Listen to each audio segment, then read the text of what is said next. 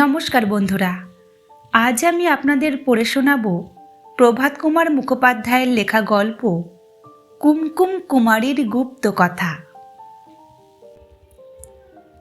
ছোট বউ, ও ছোট বউ, ছোট বউ কই? ডাক না তাকে, খাবে কখন? রাত কি হয়নি? জ্যৈষ্ঠ মাস, পল্লীগ্রামের রাত্রি এক প্রহর অতীত হইয়াছে। কর্তাদের এবং বাড়ির অন্যান্য পুরুষগণের আহার সমাপ্ত হইয়াছে। রান্নাঘরে বসিয়া বড়গিন্নি হরিনামের মালা ফিরাইতে ফিরাইতে ওই কথাগুলি বলিলেন। বড় মেয়ে সাবিত্রী বলিল, কোথায় পড়ে ঘুমুচ্ছে বোধহয়, যা তো সুরি, খুঁজে তাকে উঠিয়ে নিয়ে আয়। সুরবালা গজর গজর করিতে করিতে ছোট বউকে খুঁজিতে গেল।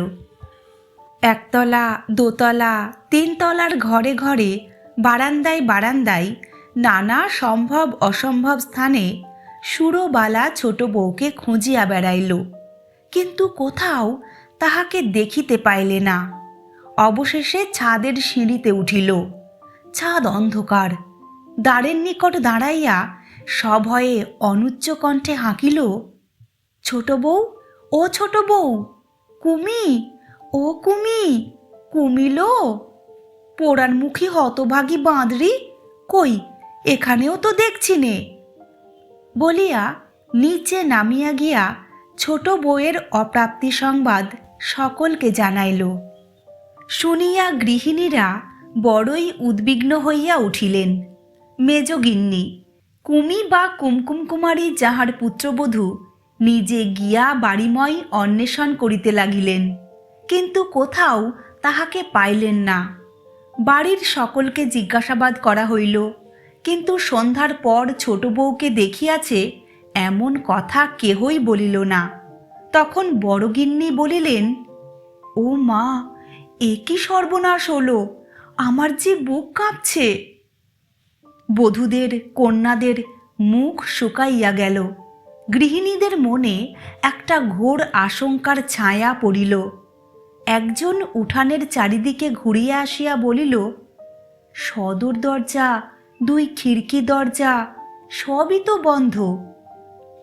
ছোট গিন্নি বলিলেন, রাত 10টা বাজে, দরজা বন্ধ হবে না? সন্ধ্যার সময় তো সব দরজাই খোলা ছিল, তখন থেকেই তো সে বাড়িতে নেই। কর্তারা আহারান্তে তখন নিজ নিজ শয়নকক্ষে প্রবেশ করিয়াছেন। বয়স্ক পুত্রগণ কেহ বা শয়ন করিয়াছে, কেহ কেহ বা বৈঠকখানা ঘরে বসিয়া বন্ধু বান্ধব সহ তখনও তাস পাশা চালাইতেছে। গৃহিণীরা স্থির করিলেন কর্তাদের খবর দেওয়া উচিত।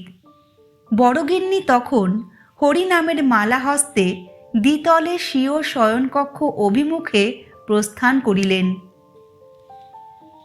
এই ছোট বউয়ের নাম কুমকুম কুমারী। বয়স এখন 16 বৎসর। আজ 3 বৎসর সে শ্বশুর ঘর করিতেছে। পিতার নাম হারাধন বসু। পার্শ্ববর্তী গ্রামে তিনি একজন সম্পন্ন গৃহস্থ। এইটি তাহার একমাত্র কন্যা। বাপ আদর করিয়া মেয়ের নাম রাখিয়াছিলেন কুমকুম কুমারী, কিন্তু গোড়াতেই যাহার কু, সে কি কখনো সু হইতে পারে? এই কারণেই হোক অথবা জন্ম নক্ষত্রের ফলেই হোক, বাল্যকালে কুমকুম অত্যন্ত দুষ্ট ও দুর্দমনীয় হইয়া উঠিয়াছিল। পাড়ার পুকুরে ছিপ হাতে করিয়া সে মাছ ধরিতে ভালোবাসিত। ভাইদের ঘুড়ি লাটাই লইয়া ছাদে উঠিয়া ঘুড়ি উড়াইত। প্রতিবেশীদের বাগানে বেড়া ভাঙিয়া ঢুকিয়া স্বচ্ছন্দে গাছে উঠিয়া ফল চুরি করিয়া খাইত। এই সকল কারণে পিতা মাতার নিকট কুমকুমকে সময়ে সময়ে প্রহারও খাইতে হইতো কম নয়। এমনকি তার নামে পাড়ায় এই ছড়াই প্রচলিত হইয়া উঠিয়াছিল, কুমকুম তোর পিঠে দুম দুম। একদিন এক সমবয়সী বালক কুমকুমের সহিত বিবাদ করিয়া উপরিউক্ত ছড়াটি বলিতে বলিতে এবং হস্ত দ্বারা দুমদুমের ইঙ্গিত করিতে করিতে তাহাকে খেপাইতে থাকে। কুমকুম ছুটিয়া গিয়া তাহার গলা ধরিয়া খুব খানিকটা ঝাঁকানি দিয়া তাহাকে এমন ধাক্কা মারিয়াছিল যে ছেলেটা টাল খাইয়া পড়িয়া যায় এবং তাহার নাক হইতে ঝরঝর করিয়া রক্ত ঝরিতে থাকে।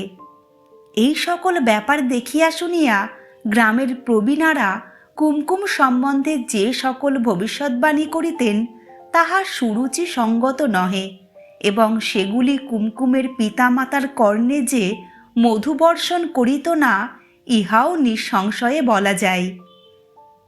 পিতামাতার স্নেহ আদরে প্রতিপালিত হইয়া কুমকুম ওরফে কুমি ক্রমে 11 বর্ষে পদার্পণ করিল। তখন তাহার জন্য পাত্র অন্বেষণ আরম্ভ হইল। মেয়েটি দেখিতে শ্যামবর্ণ, তবে মুখশ্রী ভালো, চুল বেশ ঘন ও বড়, একমাত্র মেয়ে। বেশি দূরে বিবাহ দিতে পিতামাতার মন সরিল না। বৎসরখানেক খোঁজাখুঁজির পর একটি সুপাত্র মিলিল।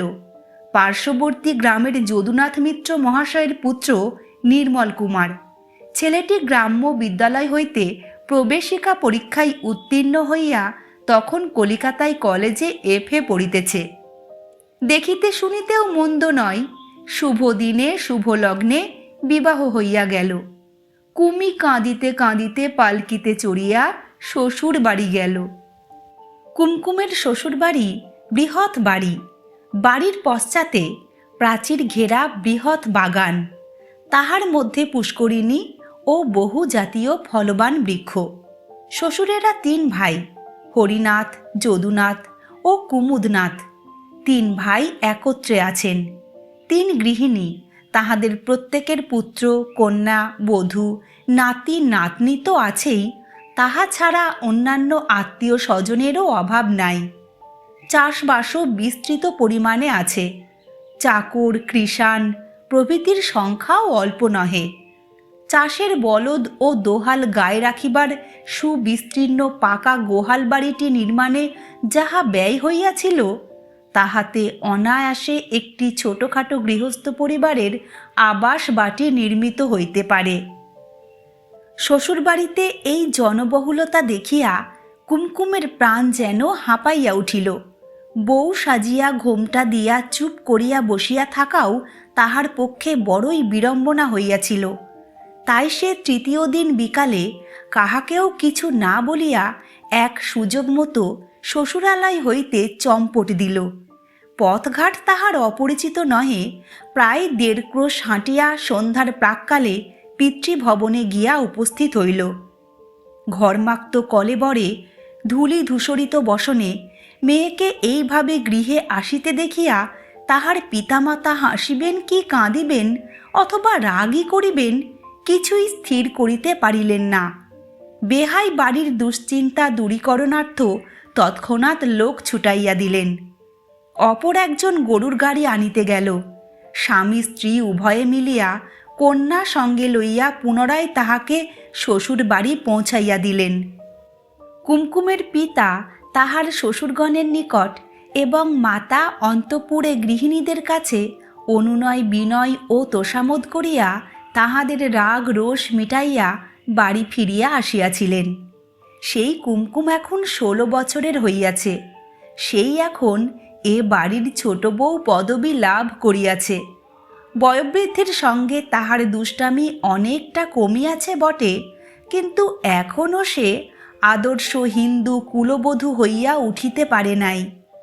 এই পাড়াতেই তাহার 2-3টি সখী আছে। তাহারা এ গ্রামেরই মেয়ে। তাহাদের সঙ্গে কুমির বড় ভাব। তাহারা সর্বদাই এ বাড়িতে আসে।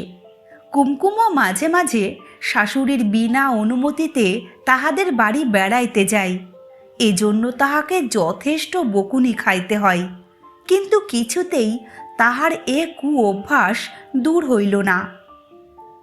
বৈশাখের শেষে গ্রীষ্মের ছুটিতে কুমকুমের স্বামী নির্মল বাড়ি আসিল। কয়েকদিন পরে এই পাড়া বেড়ানো লইয়া নির্মল তাহাকে খুব বকিল। স্বামী স্ত্রীতে রীতিমতো ঝগড়া হইয়া গেল। নির্মলের এক বন্ধু তখন দার্জিলিংয়ে বায়ু পরিবর্তন করিতে গিয়াছিল। বাপ মার মত করিয়া রাগের ভরে নির্মল 2 সপ্তাহের জন্য দার্জিলিং চলিয়া গেল। ইহার 3টি দিন পরেই বাড়িতে এই বিষম বিভ্রাট। ছোট বউ কোথায় গেল? দ্বিতলে উঠিয়া স্বামীর সঙ্গে সাক্ষাৎ করিবার জন্য বড়গিন্নি শয়নকক্ষের দ্বারে গিয়া দাঁড়াইলেন। পালঙ্কের নিম্নে জলচৌকির উপর গুড়গুড়িতে তামাক সাজা রহিয়াছে। কলিকা হইতে অল্প অল্প ধূম উদ্গত হইতেছে, কিন্তু পালঙ্কে কেহ নাই। গৃহিণী দেখিলেন সেই ঘরের কোণে একটি আমের ঝুড়ির নিকট বড় কর্তা বসিয়া আছেন। তন্মধ্যস্থ আমগুলি বাহির করিয়া আলোয় ধরিয়া একে একে পরীক্ষা করিতেছেন এবং সুপক্কগুলি পৃথক করিয়া রাখিতেছেন। এই আম বড় কর্তার বড় যত্নের।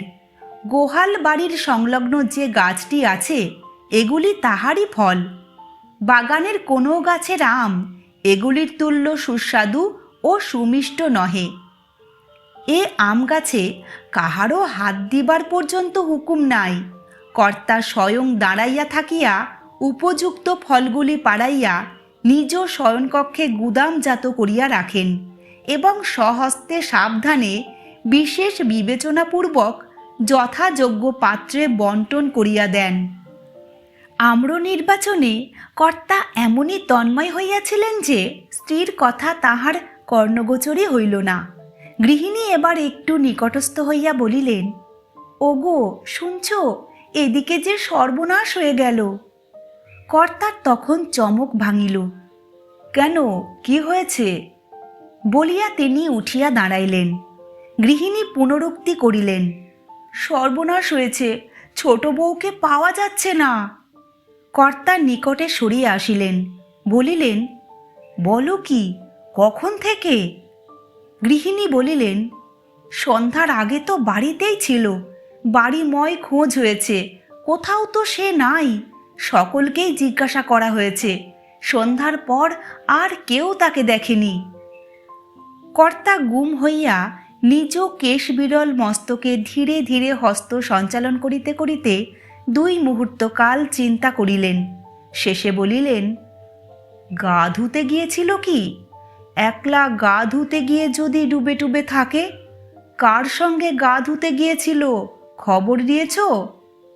গৃহিণী বলিলেন, না তো, তা তো নেইনি। কর্তা গম্ভীর স্বরে বলিলেন, একেই বলে স্ত্রী বুদ্ধি। যাও, সেইটে আগে ভালো করে জানো। আচ্ছা, সবাইকে জিজ্ঞাসা করে দেখি। বলিয়া গৃহিণী প্রস্থান করিতেছিলেন। কর্তা বলিলেন, আর শোনো, যদুকে কুমুদকে আমার কাছে ডেকে দিয়ে যাও তো। বলিয়া হরিনাথবাবু বিছানায় বসিয়া উত্তেজিত চিত্তে গুড়গুড়ি টানিতে লাগিলেন।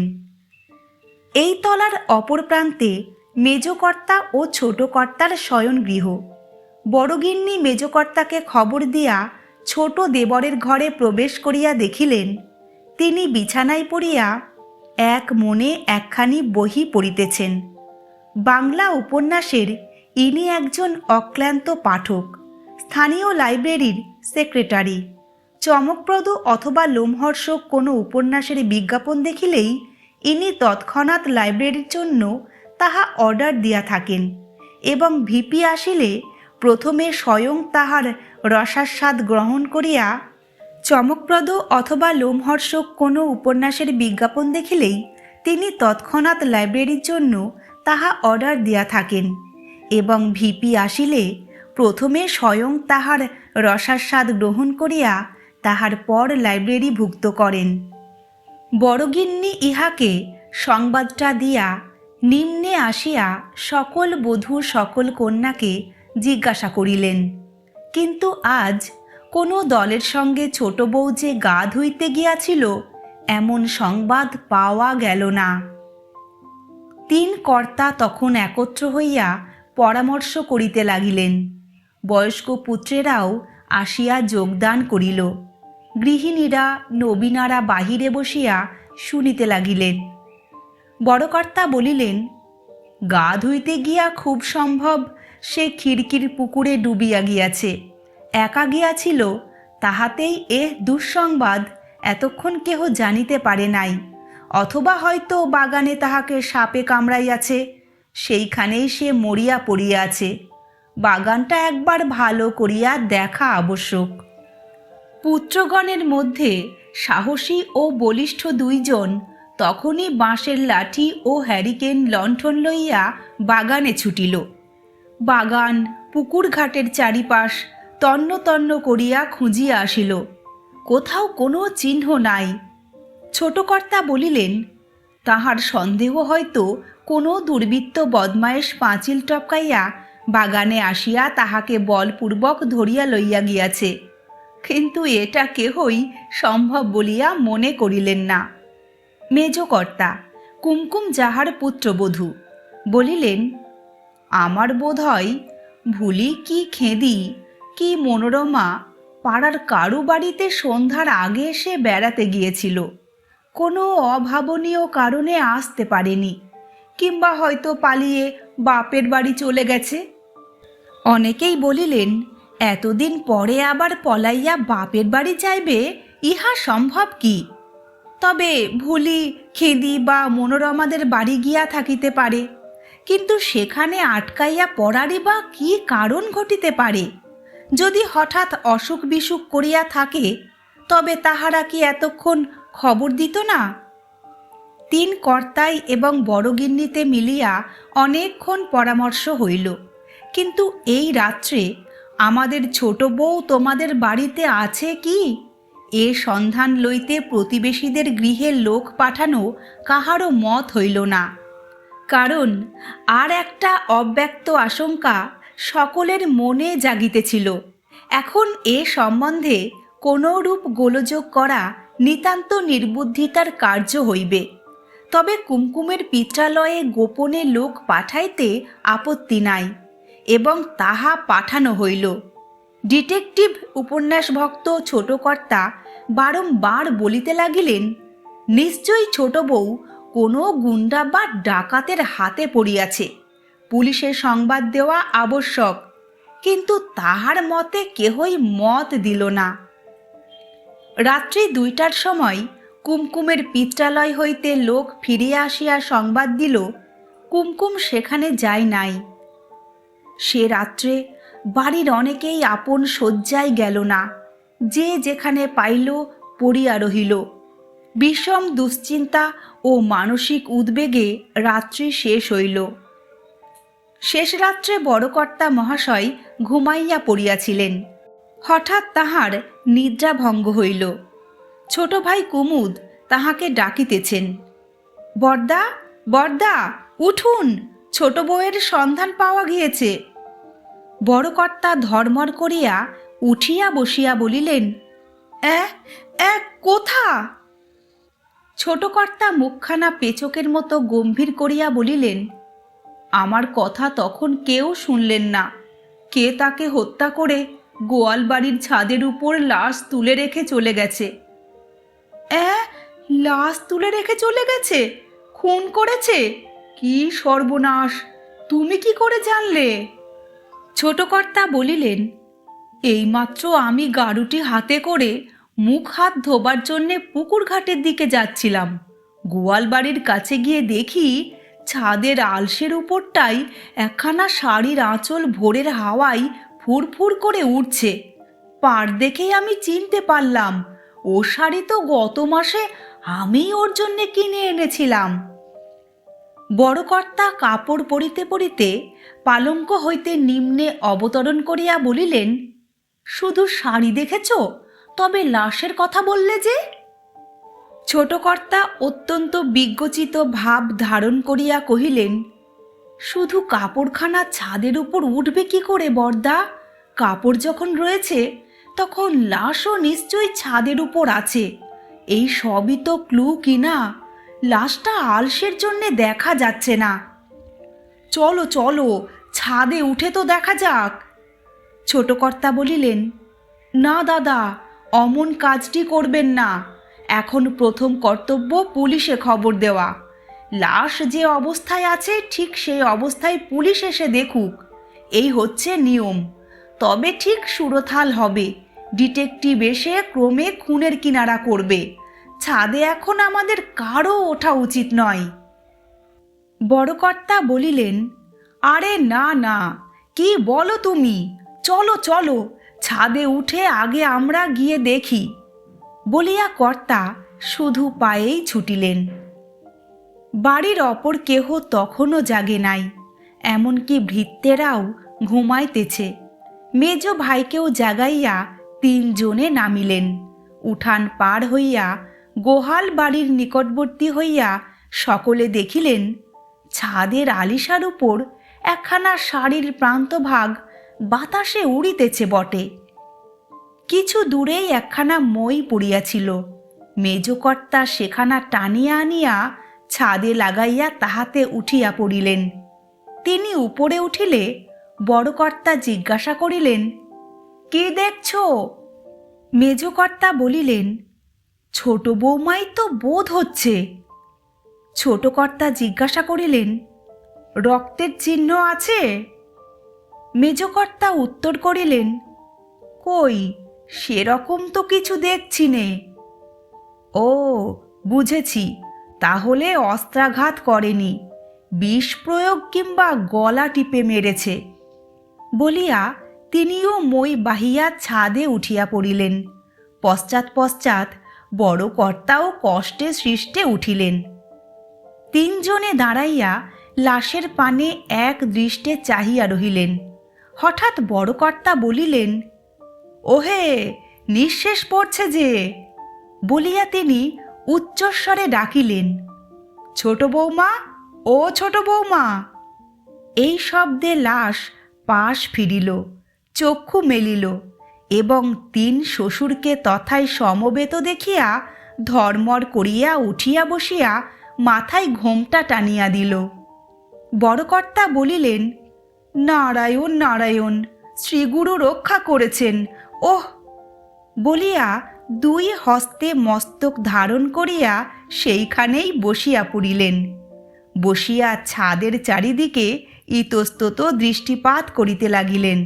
দেখিলেন বহু সংখ্যক আমের আঁটি ও খোলা পড়িয়া রহিয়াছে, কতক বা শুষ্ক ও পুরাতন, কতকগুলি বা সদ্যভুক্ত। দেখিয়া তিনি এই গুপ্ত রহস্যের সূত্র পাইলেন। মেজকর্তা ক্রোধের স্বরে বলিলেন, বৌমা, তুমি এখানে এলে কি করে? বউ নীরব, বেশি করিয়া ঘোমটা টানিয়া দিল।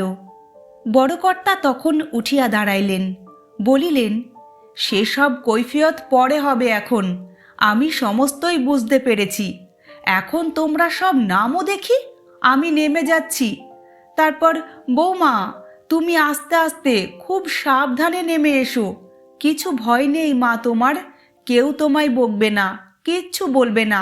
বাড়ির লোক এখনো কেউ ওঠেনি, এই বেলা নেমে এসো, কেউ দেখতে পাবে না। মেজকর্তা নামিলেন, তৎপশ্চাৎ বড় কর্তাও নামিয়া গেলেন।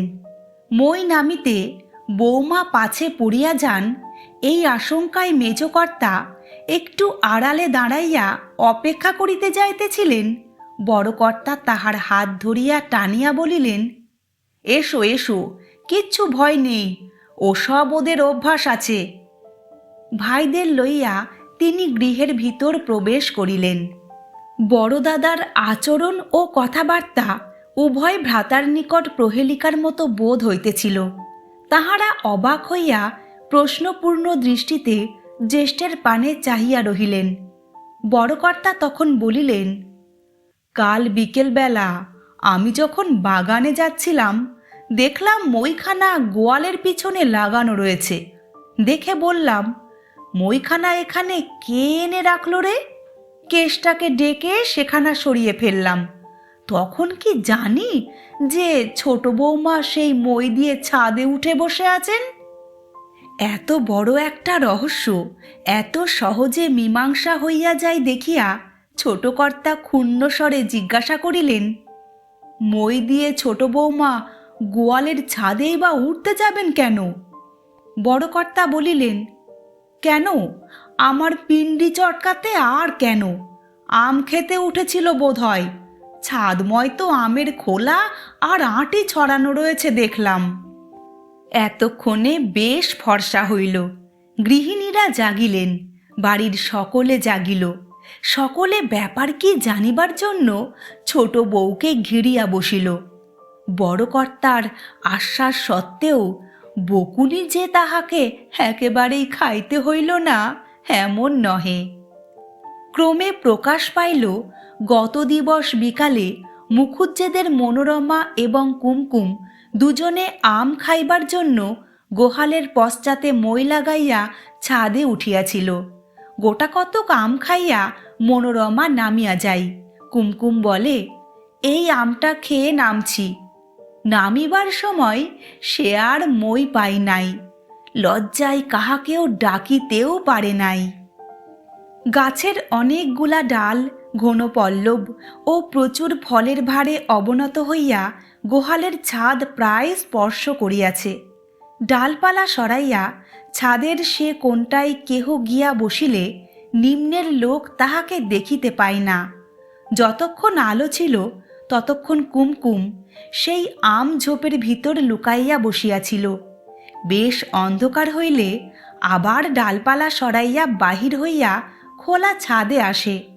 অনেক রাত্রি অবধি সেখানে চুপ করিয়া বসিয়া থাকিবার পর শেষে ঘুমাইয়া পড়িয়াছিল। যেরাই ইহাও প্রকাশ পাইল যে শুধু কুমকুম ও মনোরমা নহে, এ বাড়ির অন্যান্য মেয়ে ও বধূরাও মাঝে মাঝে এরূপভাবে ছাদে উঠিয়া গোপনে আম্র ভক্ষণ করিয়া থাকে। তবে এদিন যে কুমকুম ও মনোরমা আম খাইতে গিয়াছিল এ কথা তাহারা জানিত না। গল্পটি এখানেই শেষ হলো। গল্প পাঠ আপনাদের কেমন লাগলো কমেন্ট করে জানাবেন। এরকম আরও ভিন্ন ভিন্ন স্বাদের গল্প শোনার জন্য চ্যানেলটিকে সাবস্ক্রাইব করার অনুরোধ রইল। ফিরে আসছি খুব শীঘ্র নতুন একটি গল্প নিয়ে। ততক্ষণ সবাই ভালো থাকবেন, সুস্থ থাকবেন। নমস্কার।